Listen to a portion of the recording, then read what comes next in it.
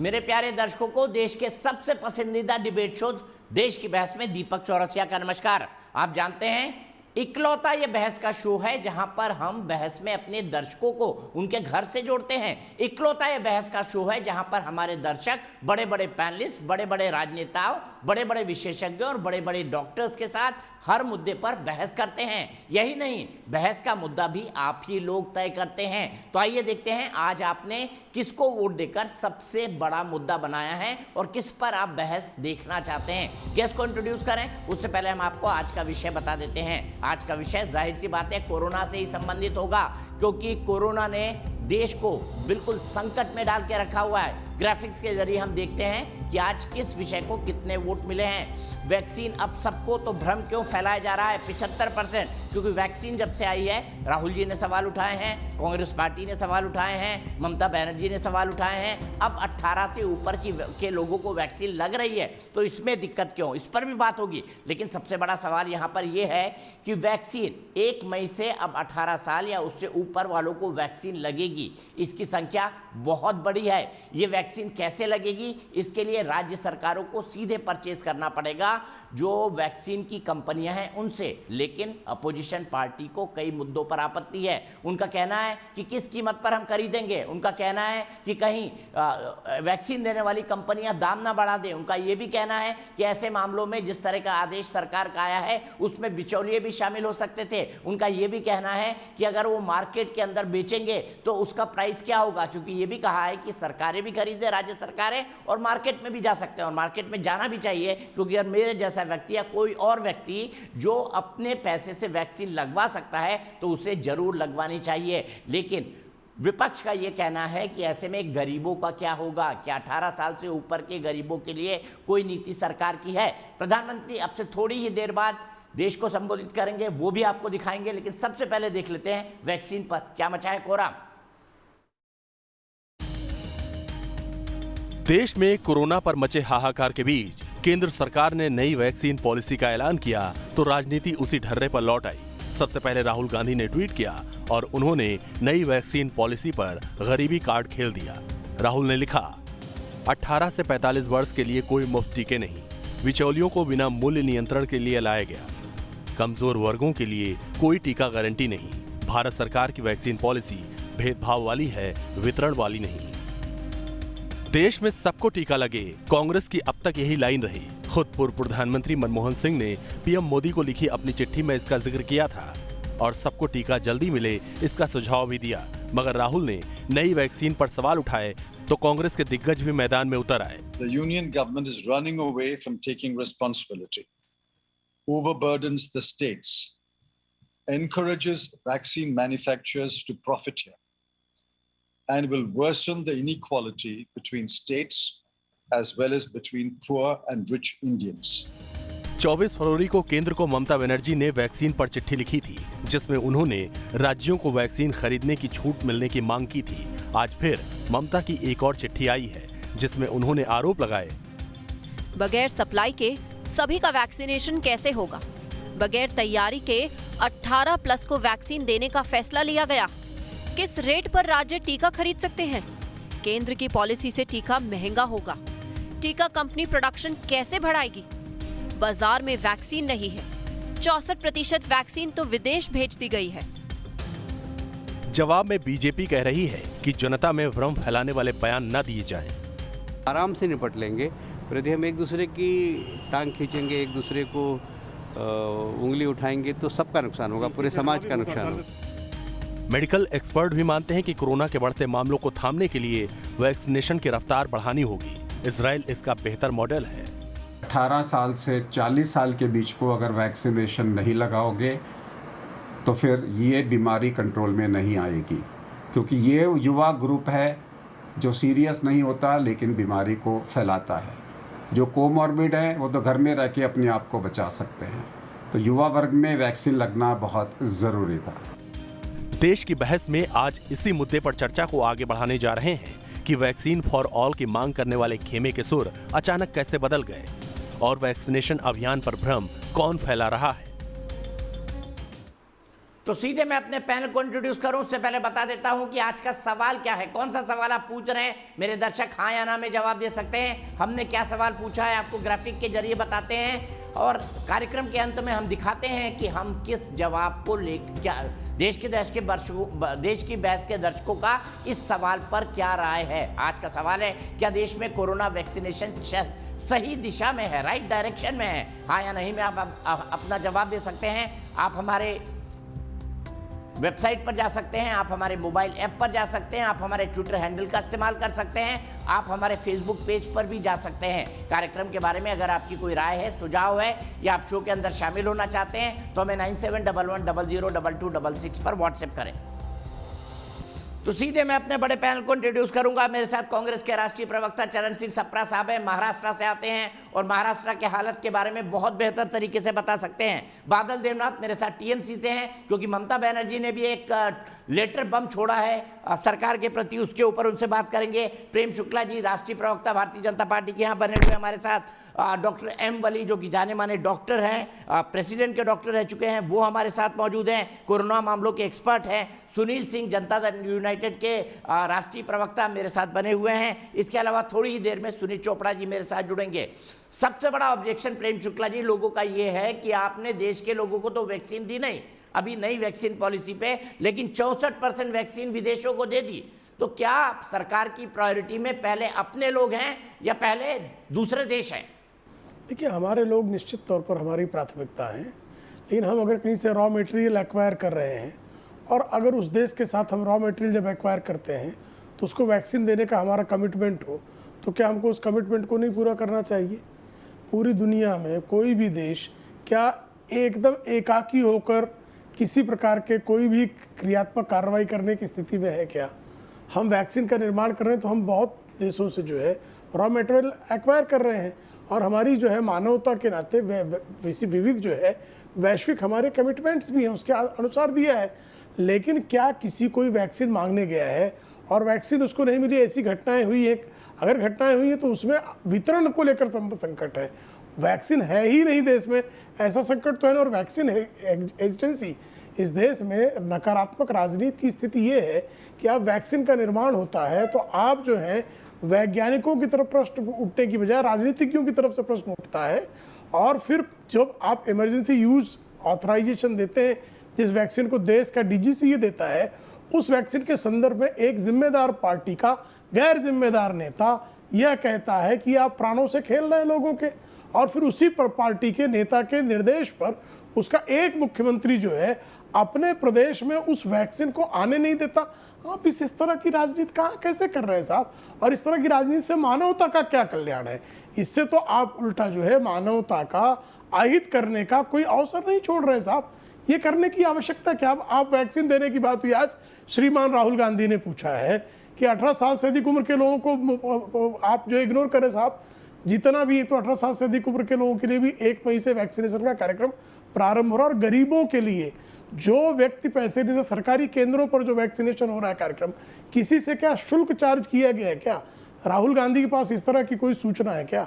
हाँ, अब आपको ऐसी स्थिति कर दी जा रही है कि यदि आप जो है बाजार से जाकर अपना मनचाहा वैक्सीन लेना चाहते हैं और खुद अपने डॉक्टर से लगवाना चाहते हैं तो आपके पास वो भी विकल्प मौजूद होगा। अगर इस तरह का विकल्प बढ़ाया जाना, गरीब को तो हम मुफ्त में वैक्सीन देंगे ही देंगे, तो कमिटमेंट है और राज्यों को भी इस कमिटमेंट को पूरा करना है। राज्य बार बार मांग कर रहे थे कि हमको वैक्सीन खरीदने की स्थिति होनी चाहिए, तो अब अगर आपको वैक्सीन खरीदने के लिए अवसर दिया जा रहा है तो आप वैक्सीन खरीदिए। हाँ, उसमें अगर किसी प्रकार का कोई समस्या आती है तो केंद्र उस समस्या के निस्तारण के लिए समन्वय और सहयोग करने के लिए सतत आपके साथ उपस्थित है। लेकिन आप जब भी मुंह खोलेंगे, जब भी बात करेंगे तो केंद्र पर आरोप लगाएंगे और फिर आप कटोरा भी फैलाए खड़े रहेंगे। भाई साफ कर दिया वैक्सीनेशन का कार्यक्रम तो हम नहीं कर पा रहे, हमारी गलती है। रेमडेसिविर नहीं, हमारी गलती है। ऑक्सीजन नहीं हो पा रही, हमारी गलती है। बेड नहीं मिल पा रहा, हमारी गलती है। साहब ये सारी तो आप क्या कर रहे हैं साहब? आपका भी तो कुछ काम होगा, दायित्व होगा। कोई दायित्व नहीं है राज्यों का। ठीक है, ठीक है। क्या महाराष्ट्र सरकार अपने दायित्व से विमुक्ति? और दूसरी बात, साफ कह रहे हैं कि गरीबों को वैक्सीन तो मुफ्त में मिलेगी सरकारी केंद्रों पे, तो फिर इस पर बवाल क्यों, बार बार सवाल क्यों उठाए जा रहे हैं? राहुल गांधी जी के उस ट्वीट का क्या मतलब है कि गरीबों की पहुंच से वैक्सीन दूर हो जाएगी? जी दीपक जी देखिए, ऐसा राहुल गांधी जी ने जो सवाल पूछे वो सवाल नहीं, वो सजेशन की तरह से लेने चाहिए। देखिए उन्होंने यही कहा कि 18 से 45 वर्ष की उम्र के जो लोग हैं उनको टीकाकरण मुफ्त में होना चाहिए। फिर उन्होंने कहा कि भाई काला बाजारी रोकने के लिए सरकार का नियंत्रण रहना चाहिए फ्यूचर के अंदर। तीसरी बात उन्होंने कही है कि कमजोर वर्ग जो है उसको मुफ्त सर वो टीकाकरण की सजेशन नहीं गारंटी थे, मिलनी उलाहना चाहिए। थी। और चौथी, वो सजेशन नहीं था सर, टॉन्ट था, टॉन्ट। सरकार असफल है, वो सजेशन नहीं था, टॉन्ट था। दीपक जी सुनिए, आप बहुत उत्तेजित है, आपने उनको टोका नहीं बीच में, मुझे आप टोकते, मेरी बात पूरी होने दीजिए। मैं क्षमा चाहता हूं इस तरह से बोलने के लिए। सवाल ये है कि राहुल गांधी जी ने चौथी चीज ये पूछी है कि जो प्रवासी मजदूर हैं, वो प्रवासी मजदूरों की रोजी और रोटी दोनों पर असर पड़ा है और उनके खाते में आर्थिक मदद मिलनी चाहिए। तो अगर ये 4 सवाल राहुल गांधी जी ने पूछे हैं या 4 सजेशन दिए हैं, तो फिर सरकार कह दे हम ये नहीं करना चाहते। क्या सरकार ये कह सकती है कि हम गरीबों को मुफ्त टीकाकरण नहीं करेंगे? क्या सरकार ये कह सकती है कि हम काला बाजारी चलने देंगे? क्या सरकार ये कह सकती है कि हम ये जो प्रवासी मजदूर हैं इनको हम कोई आर्थिक मदद नहीं करना चाहते? अगर ऐसी बात है तो महामारी में कह दे सरकार कि हम ये सब नहीं करना चाहते हैं। सवाल ये है कि आज देश के अंदर जो माहौल बना है, आज ऑक्सीजन की किल्लत है, रेमडेसिविर की किल्लत है, लोगों की लाशें बिछ रही हैं। अभी दिल्ली की सरकार ने कहा कि 12 घंटे तक की ऑक्सीजन दिल्ली की सरकार के पास में है। तो क्या केंद्र सरकार का दायित्व नहीं है दिल्ली सरकार को मदद करने का या महाराष्ट्र की सरकार को मदद करने का? भाई केंद्र सरकार बड़े भाई का रोल निभाती है ना। तो अगर राज्य सरकारों के जीएसटी, जैसे महाराष्ट्र सरकार का 90,000 जीएसटी आपके पास पेंडिंग पड़ा है, आप पैसा भी नहीं दे रहे हैं और मदद भी नहीं कर रहे हैं, ऑक्सीजन में नहीं भिजवा रहे हैं। महाराष्ट्र को ऑक्सीजन लेने के लिए कहां जाना पड़ रहा है? विशाखापट्टनम जाना पड़ रहा है, अरुणाचल प्रदेश जाना पड़ रहा है, सिक्किम जाना पड़ रहा है, पश्चिम बंगाल 1500, 1600, 1800 किलोमीटर दूर जाना पड़ रहा है। आप नजदीक के राज्यों से हमको ऑक्सीजन दिलाइए ताकि हम कुछ जानों को बचा सके। ये निर्दयी सरकार है, मैं आपको कहना चाहता हूं। इनको फर्क नहीं पड़ता है ऑक्सीजन कम होने से या वैक्सीनेशन कम होने से या रेमडेसिविर खत्म होने से, इनको फर्क नहीं पड़ता है लाशें दफन होने से या ठीक है, आपने कई सारे सवाल उठाए, लॉजिकल है। चरण सिंह सप्रा साहब, आप आपने जो सवाल उठाया लॉजिकल है और थोड़ी देर में प्रधानमंत्री राष्ट्र को संबोधित करने वाले हैं जिसमें शायद जवाब मिले, लेकिन तब तक प्रेम शुक्ला जी के पास चलते हैं। प्रेम शुक्ला जी, चरण सिंह सप्रा ने जो सवाल उठाए उसमें कुछ तो दम है कि भाई सरकार क्लेरिफाई कर दे इन तमाम बातों को। जी देखिए, सरकार क्लैरिफाई कर रही है, दरअसल को क्लैरिफिकेशन की समस्या ही नहीं। सरकार ने, एम्पावर्ड ग्रुप ने 12 राज्यों में जहां ऑक्सीजन की कमी है उस ऑक्सीजन की उन राज्यों की मैपिंग करके आज से राज्यों को ऑक्सीजन की सप्लाई प्रारंभ हुई है। सारे राज्यों को ऑक्सीजन का, जिन राज्यों ने ऑक्सीजन मांगा, केंद्र और बाकायदा जो है प्रधानमंत्री पीएम केयर फंड से 100 अस्पतालों को ऑक्सीजन प्लांट देने की योजना केंद्र सरकार नहीं बनाई है साहब। वैक्सीनेशन के संदर्भ में सारी योजना अब तक की केंद्र ने ही क्रियान्वित की है। आप अगर रेमडेसिविर भी नहीं खरीद सकते साहब और केंद्र का एक मंत्री आदरणीय नितिन गडकरी जी नागपुर को 10,000 वायल भेज देते हैं और इनकी तरफ से क्या होता है कि इनका एक जालना के जो हेल्थ मिनिस्टर हैं, औरंगाबाद में रेमडेसिविर नहीं पहुंचेगी और जालना को रेमडेसिविर स्पेशली चली जाती है। अगर जो है भारतीय जनता पार्टी किसी एक कंपनी को बोर्ड पर ले आती है और उससे रेमडेसिविर की बड़ी सप्लाई अगर देना चाहती है, एफडीए मिनिस्टर को बाकायदा पत्र लिखकर कहती है, उसके बाद आप जिससे, चूंकि भारतीय जनता पार्टी के माध्यम से आ जाएगा, इसलिए उस पर छापा मारने की प्रक्रिया, उसको लाभ बुलाकर प्रताड़ित करने की प्रक्रिया करते हैं। तो आपदा के समय आप जो कुत्सित राजनीति करने का घटिया प्रयत्न करते हैं, ये देश की आंखों के सामने देश की जनता भली भांति देखती है। आपदा के समय केंद्र सरकार ने, मेरे प्यारे देशवासियों, नमस्कार। कोरोना के खिलाफ देश आज फिर एक बहुत बड़ी लड़ाई लड़ रहा है। कुछ सप्ताह पहले तक स्थितियां संभली हुई थी और फिर एक कोरोना की दूसरी वेव तूफान बनकर आ गई। जो पीड़ा आपने सही है, जो पीड़ा आप सह रहे हैं, उसका मुझे पूरा एहसास है। जिन लोगों ने बीते दिनों में अपनों को खोया है, मैं सभी देशवासियों की तरफ से उनके प्रति संवेदनाएं व्यक्त करता हूं। परिवार के एक सदस्य के रूप में मैं आपके दुख में शामिल हूं। चुनौती बड़ी है, लेकिन हमें मिलकर अपने संकल्प, अपने हौसले और तैयारी के साथ इसको पार करना है। साथियों, अपनी बात को विस्तार देने से पहले मैं देश के सभी डॉक्टरों, मेडिकल स्टाफ, पैरामेडिकल स्टाफ, हमारे सभी सफाई कर्मचारी भाई बहन, हमारे एम्बुलेंस के ड्राइवर्स, हमारे सुरक्षा बल, पुलिसकर्मी, सभी की सराहना करूंगा। आपने कोरोना की पहली वेव में भी अपना जीवन दांव पर लगाकर लोगों को बचाया था। आज आप फिर इस संकट में अपने परिवार, अपने सुख, अपनी चिंता छोड़कर दूसरों का जीवन बचाने में दिन रात जुटे हुए हैं। साथियों, हमारे शास्त्रों में कहा गया है, त्याज्यम न धैर्यम विदुरेऽपि काले, अर्थात कठिन से कठिन समय में भी हमें धैर्य नहीं खोना चाहिए। किसी भी परिस्थिति से निपटने के लिए हम सही निर्णय लें, सही दिशा में प्रयास करें, तभी हम विजय हासिल कर सकते हैं। इसी मंत्र को सामने रखकर आज देश दिन रात काम कर रहा है। बीते कुछ दिनों में जो फैसले लिए गए हैं, जो कदम उठाए गए हैं, वो स्थिति को तेजी से सुधारेंगे। इस बार कोरोना संकट में देश के अनेक हिस्से में ऑक्सीजन की डिमांड बहुत ज्यादा बढ़ी है।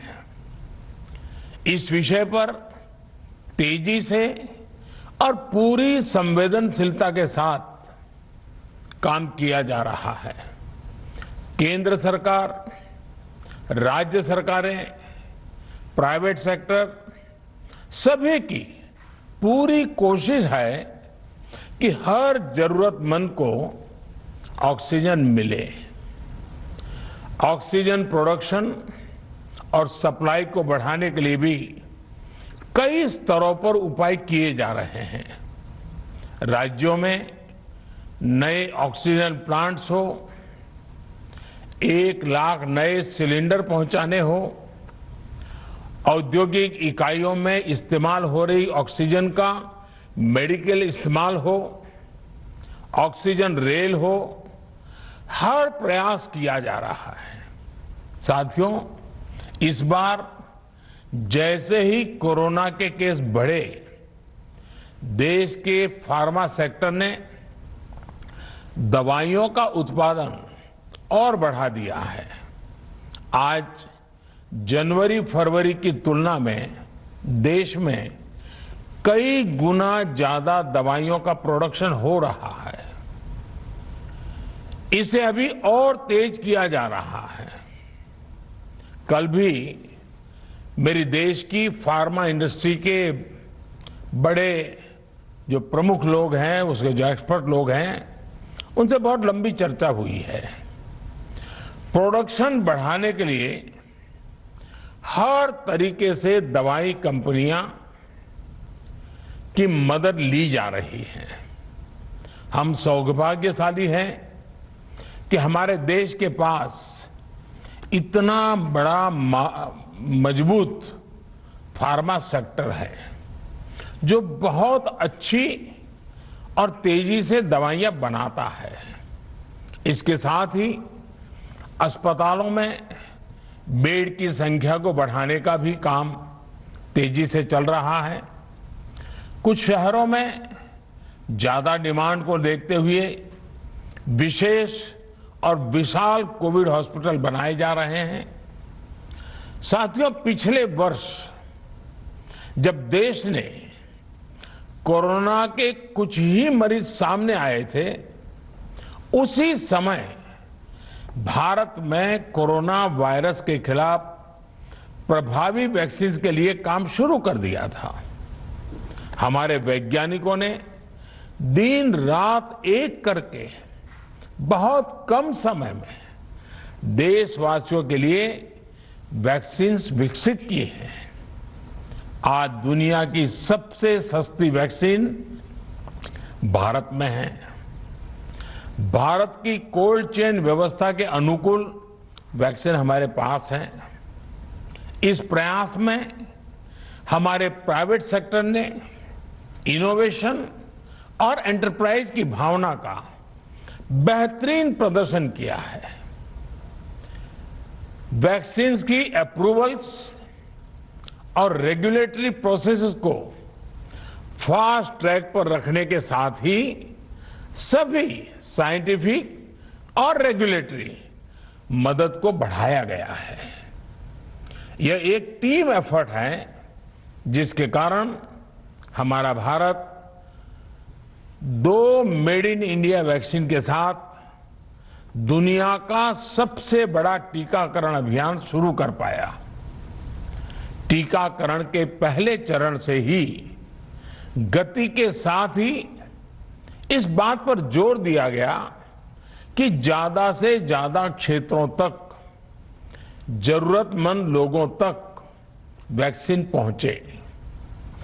दुनिया में सबसे तेजी से भारत में पहले 10 करोड़, फिर 11 करोड़ और अब 12 करोड़ वैक्सीन डोज दिए गए हैं।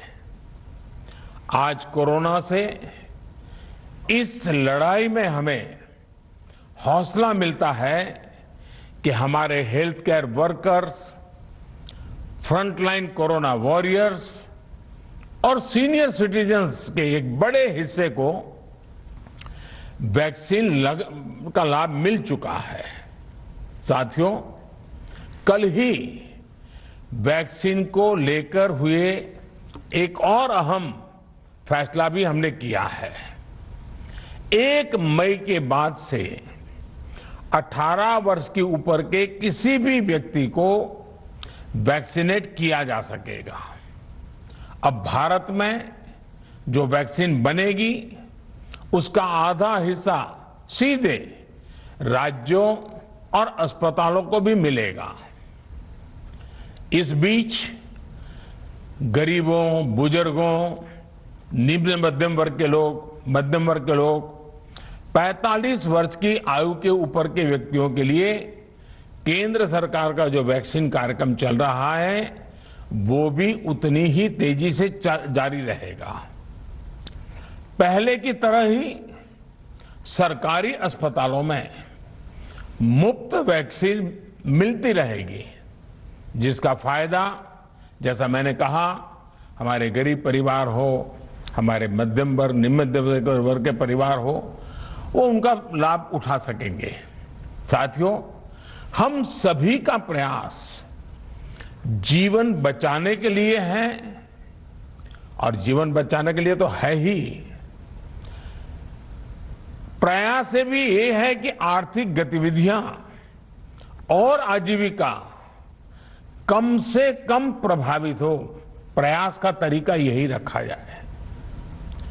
वैक्सीनेशन को 18 वर्ष की आयु के ऊपर के लोगों के लिए ओपन करने से शहरों में जो हमारे वर्कफोर्स है उसे तेजी से वैक्सीन उपलब्ध होगी। राज्यों और केंद्र सरकार के प्रयासों से श्रमिकों को भी तेजी से वैक्सीन मिले लगेगी। मेरा राज्य प्रशासन से आग्रह है कि वो श्रमिकों का भरोसा जगाए रखे। उनसे आग्रह करें कि वो जहां है वहीं रहे। राज्यों द्वारा दिया गया ये भरोसा उनकी बहुत मदद करेगा कि वो जिस शहर में हैं वहीं पर अगले कुछ दिनों में वैक्सीन भी लगेगी और उनका काम भी बंद नहीं होगा। साथियों, पिछली बार जो परिस्थितियां थी वो अभी से काफी भिन्न थी। तब हमारे पास इस वैश्विक महामारी से लड़ने के लिए कोरोना स्पेसिफिक मेडिकल इंफ्रास्ट्रक्चर नहीं था। आप याद करिए देश की क्या स्थिति थी। कोरोना टेस्टिंग के लिए पर्याप्त लैब नहीं, पीपीई का कोई प्रोडक्शन नहीं, हमारे पास इस बीमारी के ट्रीटमेंट के लिए कोई खास जानकारी भी नहीं। लेकिन बहुत ही कम समय में हमने इन चीजों में सुधार किया। आज हमारे डॉक्टरों ने कोरोना के इलाज की बहुत ही अच्छी एक्सपर्टीज हासिल कर ली है। वो ज्यादा से ज्यादा जीवन बचा रहे हैं। आज हमारे पास बड़ी मात्रा में पीपीई किट्स हैं, लैब्स का बड़ा नेटवर्क है और हम लोग टेस्टिंग की सुविधा को निरंतर बढ़ा रहे हैं। साथियों, देश ने कोरोना के खिलाफ अब तक बहुत मजबूती से और बहुत धैर्य से लड़ाई लड़ी है। इसका श्रेय आप सभी को, सभी देशवासियों को ही जाता है। अनुशासन और धैर्य के साथ कोरोना से लड़ते हुए आप देश को यहां तक लाए हैं। मुझे विश्वास है जन भागीदारी की ताकत से हम कोरोना के इस तूफान को भी परास्त कर पाएंगे। आज हम अपने चारों ओर देख रहे हैं कि कैसे कई लोग, कई सामाजिक संस्थाएं जरूरतमंदों तक मदद पहुंचाने में दिन रात जुटे हैं। दवाई पहुंचाना हो, खाने या रहने की व्यवस्था करनी हो, लोग पूरे मनोयोग के साथ काम कर रहे हैं। मैं इन सभी के सेवा भाव को आदरपूर्वक नमन करता हूं और देशवासियों से अपील करता हूं कि अधिक से अधिक मात्रा में इस संकट की घड़ी में देशवासी आगे आएं और जरूरतमंदों तक मदद पहुंचाएं। समाज के पुरुषार्थ और सेवा के संकल्प से ही हम ये लड़ाई जीत पाएंगे। मेरा युवा साथियों से अनुरोध है कि वो अपनी सोसाइटी में, मोहल्ले में, अपार्टमेंट्स में छोटी छोटी कमेटियां बनाकर कोविड अनुशासन पालन करवाने में मदद करें। हम ऐसा करेंगे तो सरकारों को न कभी कंटेनमेंट जोन लगाने की जरूरत पड़ेगी, न कर्फ्यू लगाने की जरूरत पड़ेगी और लॉकडाउन का तो सवाल ही नहीं उठता है, आवश्यकता ही नहीं पड़ेगी।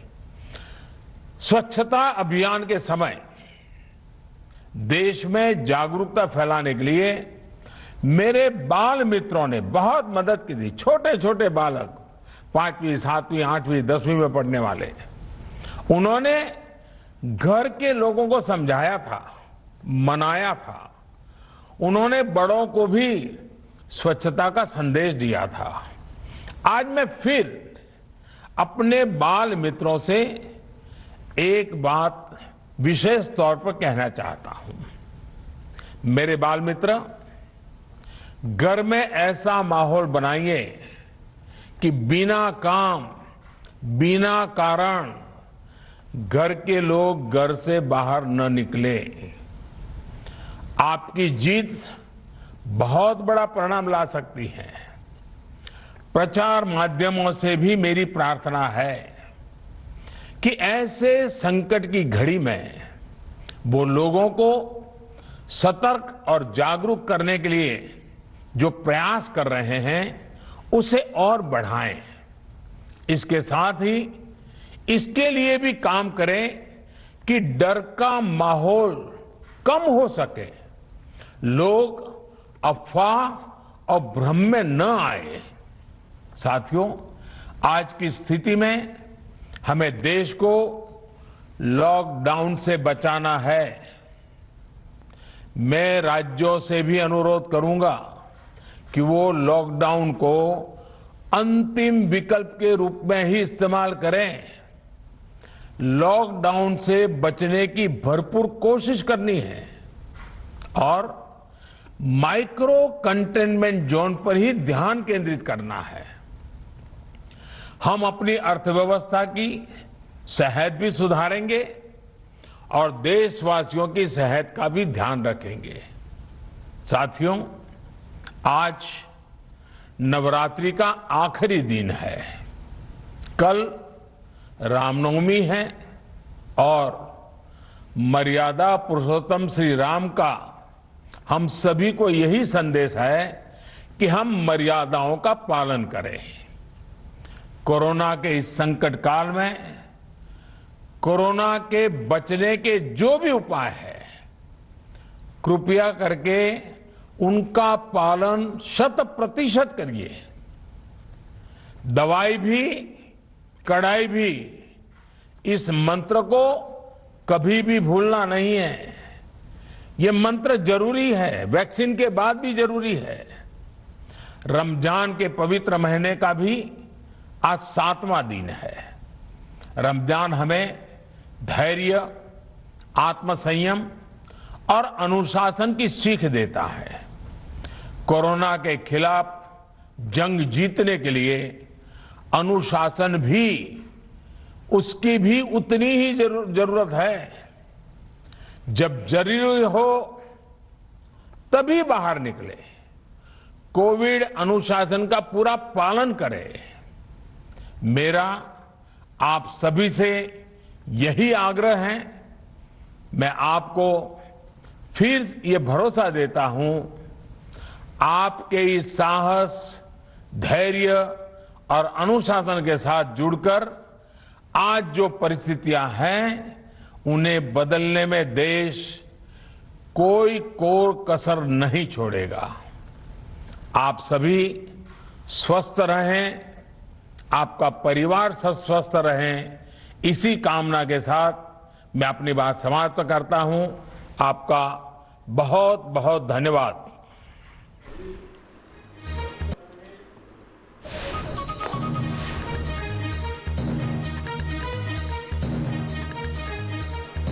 तो सबसे बड़ी बात प्रधानमंत्री मोदी ने जो कही है आज, वो ये कही है कि सरकारी अस्पतालों में मुफ्त वैक्सीनेशन मिलता रहेगा। बाकी उन्होंने वही बातें बोली कि कोरोना से किस तरह से बचाव करना है, किस तरह से अनुशासन का पालन करना है। राज्य सरकारों से प्रधानमंत्री ने अपील की है और अपील करते हुए उन्होंने राज्य सरकारों से कहा है कि वो लॉकडाउन को अंतिम विकल्प के रूप में ही इस्तेमाल करें, क्योंकि लॉकडाउन से क्या होता है, पूरी अर्थव्यवस्था पटरी से हट जाती है। हमने देखा किस तरह से जो हमारा जीडीपी था वो -23 चला गया था जब हमने लॉकडाउन लगाया था।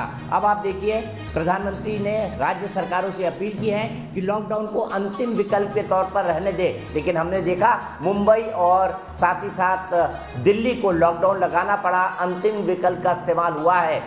दिल्ली में और दिक्कत है, ऑक्सीजन की सप्लाई। ये मनीष सिसोदिया और अरविंद केजरीवाल कह रहे हैं कि जो ऑक्सीजन की सप्लाई है वो सप्लाई 12 घंटे की उनके पास बची है, उनको उससे पहले नई ऑक्सीजन चाहिए, नहीं तो बहुत बड़ा डिजास्टर हो सकता है। प्रधानमंत्री ने भी कहा वैक्सीन लगने के बाद भी कोरोना नियमों का पालन करें। सीधे मैं चलता हूं अपने पैनल के पास। सबसे पहले चरण सिंह सप्रा साहब के पास चलता हूं। सप्रा साहब, अब तो आप खुश है ना कि प्रधानमंत्री ने कह दिया कि सरकारी अस्पतालों में अब सभी को वैक्सीन मुफ्त लगेगा, यानी आपकी जो दुविधा थी वो खत्म हो गई?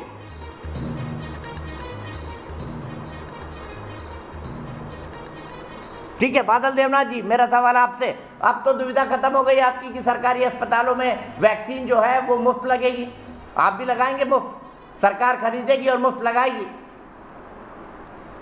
मैं तो आधा घंटा 15-20 मिनट आधा घंटा बैठा हूँ, बहुत सारे सवाल आ गया दीपक जी, और प्रेम शुक्ला जी को एक बात कहना चाहिए, तो उसके बाद मैं प्रधानमंत्री का भाषण के ऊपर 50 सेकंड में बोलूंगा।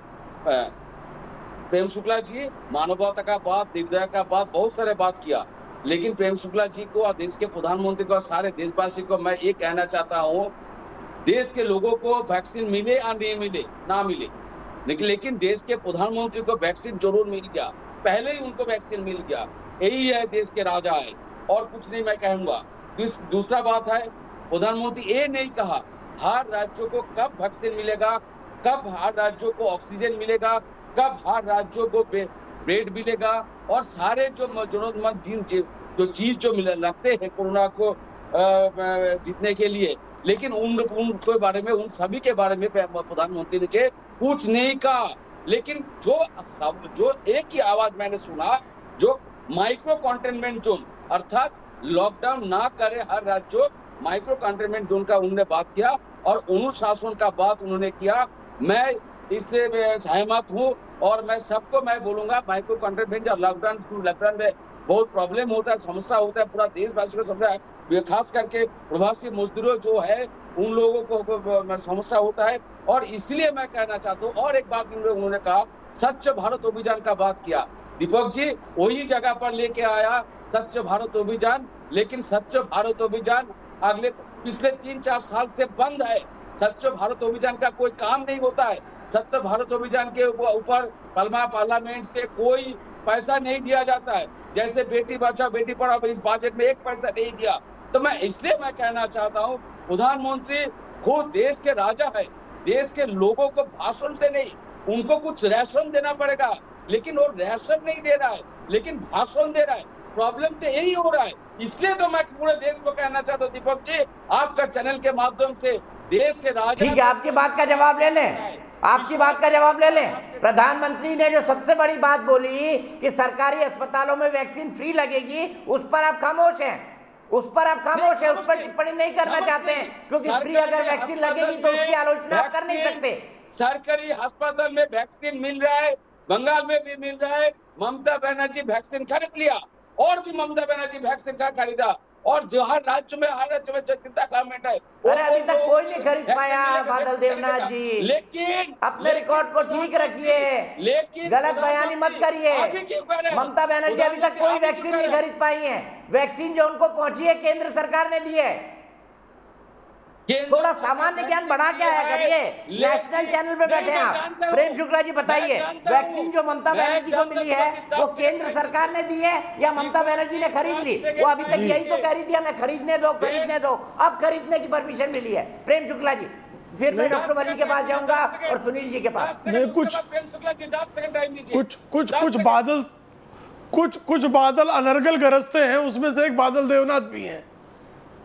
कुछ बादल अनर्गल गरजते हैं, उसमें से एक बादल देवनाथ भी। इन्होंने कहा कि आप भाषण नहीं राशन चाहिए। पानी देवनाथ जी, आपकी जानकारी के लिए जरा शांत हो जाए, शांत हो जाए, मैं मेरी बात रख लूं, शांत हो जाए, इतना धैर्य न खोए, इतना उग्र होने की आवश्यकता नहीं है, संयम। आपने बोल लिया भाई, वो आपका झूठ अभी बेनकाब कर देता है, आपका झूठ अभी बेनकाब हो जाएगा।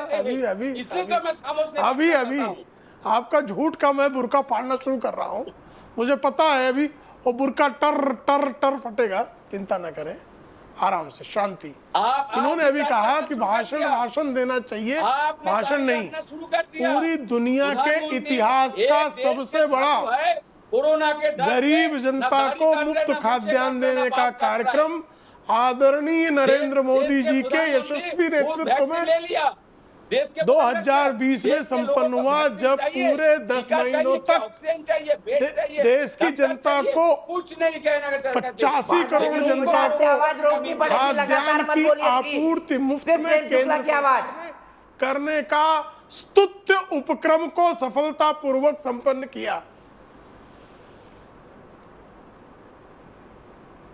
देखिए, पूरी दुनिया का ये सबसे बड़ा खाद्यान्न आपूर्ति का, पूरी दुनिया का वैश्विक इतिहास का इससे बड़ा 85 करोड़ जनता को पूरे 7 महीनों तक, मार्च से लेकर छठ पूजा तक जो ये व्यवस्था की गई, ये विश्व के इतिहास में खाद्यान्न आपूर्ति, गरीबों का पेट भरना ही चाहिए। यह जनकल्याणकारी राज्य की योजना को जो साकार करने का सत्कार हुआ है वो आदरणीय नरेंद्र मोदी जी के नेतृत्व में हुआ। वैक्सीन के संदर्भ में इनका दावा है कि ममता बनर्जी ने वैक्सीन खरीद भी लिया। अभी राज्यों को 1 मई के बाद जो वैक्सीनेशन की प्रक्रिया 18 वर्ष से अधिक उम्र के लोगों को भी शामिल किया गया है, उसमें से ममता बनर्जी भी खरीदने का अधिकार उनको प्राप्त होने वाला है। अभी तक जो भी वैक्सीन गई है केंद्र सरकार ने राज्यों को आपूर्ति की हुई है। तो कृपा करके जो आदरणीय दीपक जी ने आपसे कहा, बादल जी कृपा करके आपने रिकॉर्ड सेट कर दिया। मेरे एक दर्शक जुड़ रहे हैं, अमन चौधरी रुड़की से। अमन, क्या कहेंगे?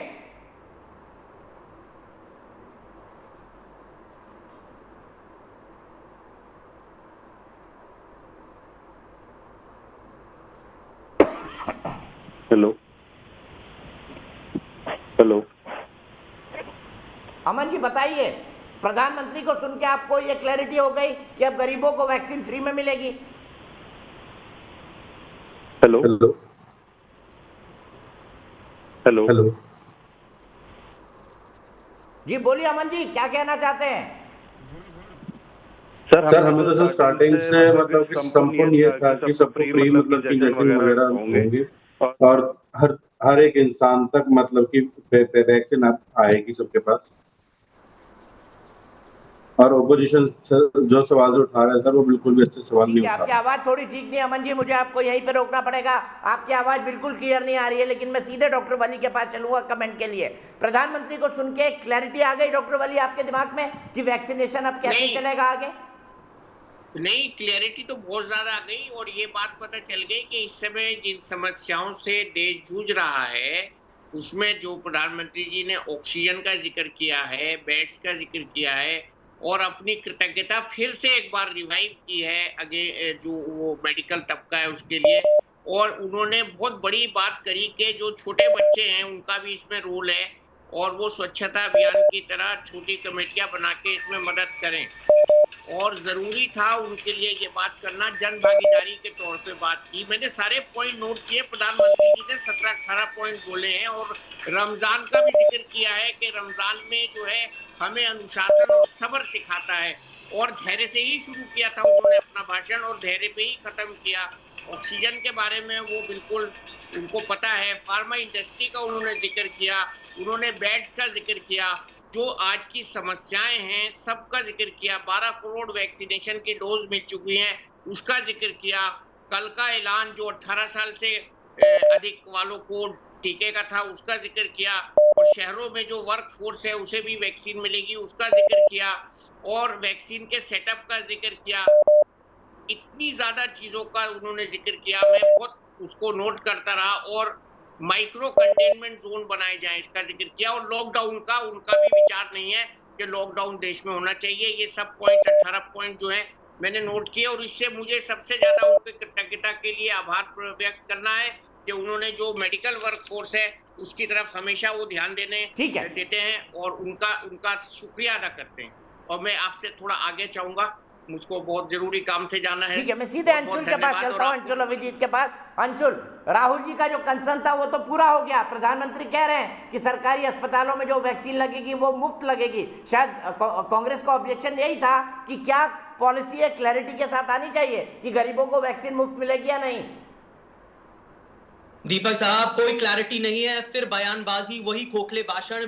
2 हफ्ते पहले भी प्रधानमंत्री ने बहुत सारी बातें कही थी। अब अपने आप को शाबाशी देने में तो प्रधानमंत्री कभी चूकते नहीं है कि हमने इतना बड़ा काम कर लिया, इस मुकाम पे पहुंच गए, दुनिया में सबसे जल्दी हमने 10 करोड़, फिर 11 करोड़, फिर 12 करोड़। ये भूल जाते हैं प्रधानमंत्री जी कि सिर्फ 10% जनसंख्या हमारी 130 करोड़ है, सिर्फ 10% लोगों को यहाँ पर वैक्सीन का डोज मिला है, वो भी 1 डोज मिला है। और भूल रहे हैं कि बहुत मुल्क आगे बढ़ चुके हैं, कहीं 40%, कहीं 50%, कहीं 60, यूके, यूएसए, यूरोप के कई मुल्क बहुत आगे बढ़ चुके हैं और आप पीछे रह गए क्योंकि आप इतने आलसी थे, आपकी इतनी बड़ी अयोग्यता थी, इतनी बड़ी अक्षमता थी कि आप पहुंच भी नहीं पाए, आपने कोई इंतजाम नहीं किया।